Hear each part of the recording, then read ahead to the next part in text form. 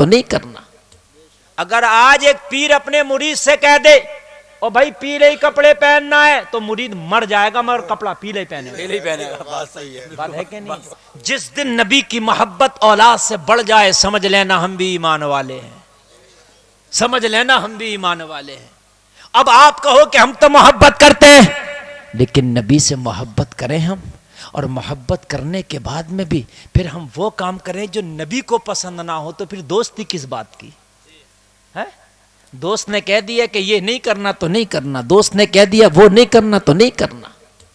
اگر آج ایک پیر اپنے مرید سے کہہ دے اور بھائی پیلے ہی کپڑے پہننا ہے تو مرید مر جائے گا مگر کپڑا پیلے ہی پہنے گا. بات صحیح ہے. بات ہے کہ نہیں؟ یار پیر کی اتنی ماننا, اور جو سب کا بڑا پیر ہے, سب پیروں کا پیر ہے, جو تمام نبیوں کا نبی ہے, اس کی بالکل نہیں مان کے دے رہا تو محبت کہاں سے ہوئی؟ محبت کہاں سے ہوئی؟ بات صحیح ہے. کوئی اپنے پیر کی محبت میں اونچی ٹوپی اوڑھ رہا ہے, کوئی اپنے پیر کی محبت میں بہت لمبے بال رکھا لیا, کوئی اپنے پیر کی محبت میں کچھ کر لیا. میرے بھائی سب سے بڑا پیر, سب سے پہلا پیر آمنہ کا لال ہے. واہ واہ واہ, بے شک بے شک. بولو میرے بھائی ہے کہ نہیں ہے؟ او لوگو تیرے نبی کی ذات وہ ہے. آج میں آپ کو بتا دوں وہ صحابہ جنہوں نے نبی کو اپنے آنکھ سے دیکھا اور دیکھنے کے بعد میں کلمہ پڑھا, وہ نبی سے کتنی محبت کرتے تھے اور نبی کی اہمیت ان کی نظروں میں کتنی ہے. یہ علماء کا مقدس قافلہ بیٹھا. جلسے میں آنے والوں آپ کو حیرت بھی ہوگی, تعجب میں پڑ جاؤ گے. ایسی بات ہم نے آج تک نہ سنی. مولانا جیسی بات آج آپ بتا رہے ہو, مگر میرے گھر کی بات نہیں ہے, ان مولویوں کے گھر کی بات نہیں ہے. بخاری شریف کی حدیث ہے جو قرآن کے بعد جس کا مرتبہ ہے اور لوگوں حدیث صحیح ہے. حضرت انس ابن مالک اس حدیث کی روایت کرتے ہیں. حضرت انس ابن مالک فرماتے ہیں اور لوگوں نبی سے محبت دیکھنا تو صحابہ کی جماعت کو دیکھو کہ نبی سے محبت کس طرح سے کی جاتی ہے. ہم تو خالی زبان سے کہتے ہیں کہ نبی سے محبت کرتے. انس ابن مالک فرماتے میں بتاتا ہوں نبی کی محبت کیا ہے. ان دنوں کی بات ہے کہ جن وقت نبی کے وصال کا وقت قریب تھا, ان دنوں کی بات ہے جی. نبی کے وصال سے 2 یا 3 دن پہلے کی بات ہے بس. جی.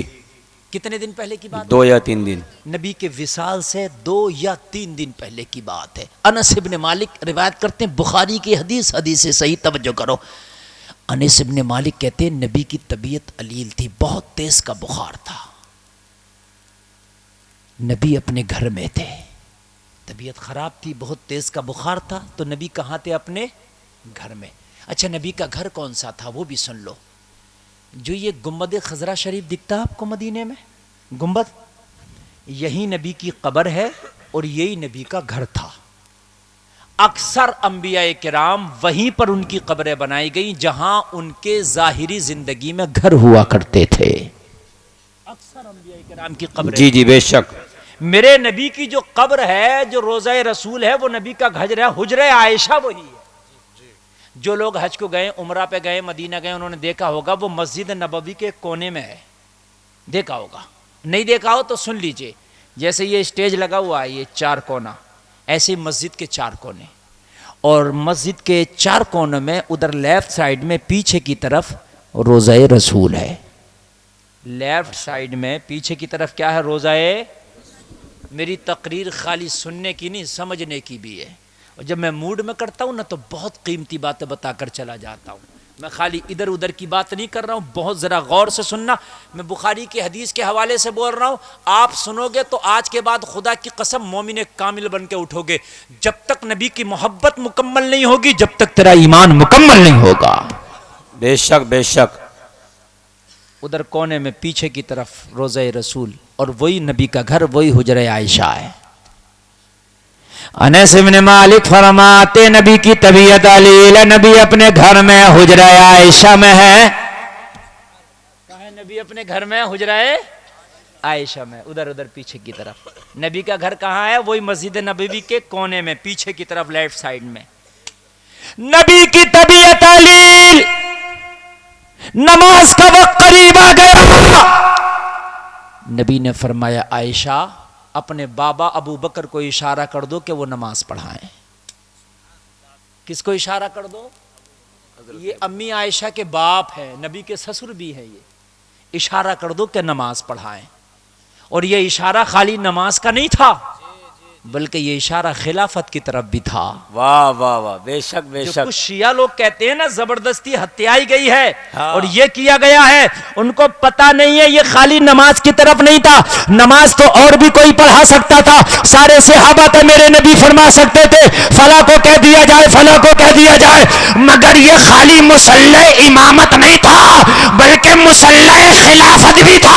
واہ واہ واہ واہ واہ، زندہ باد زندہ باد، بہت خوب حضرت. عائشہ ماشاء اللہ، اپنے ماشاء اللہ. بابا ابو بکر سے کہہ دو نماز پڑھائیں.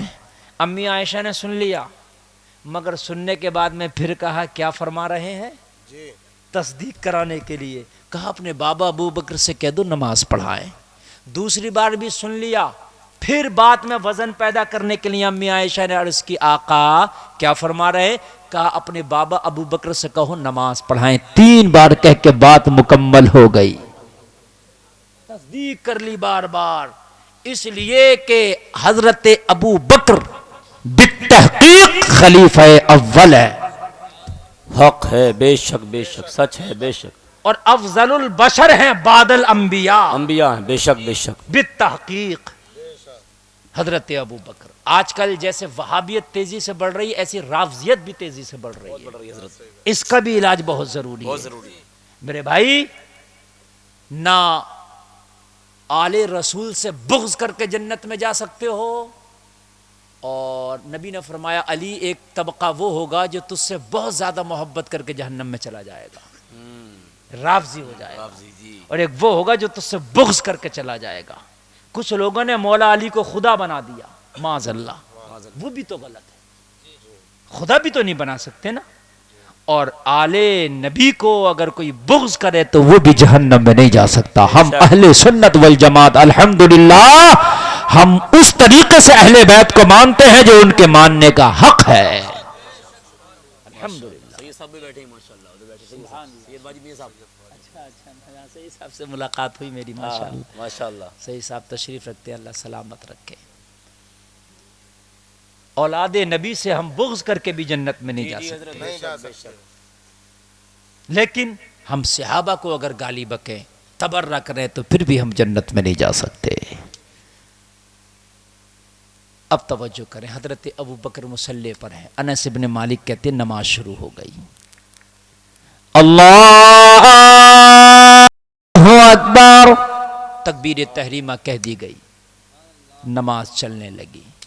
میرا منہ کدھر کو ہے، اس طرف پچھم کی طرف کدھر ہے، بول دو. ہاں تو بڑا سوچ رہے ہو، سوچنے کی بات ہے.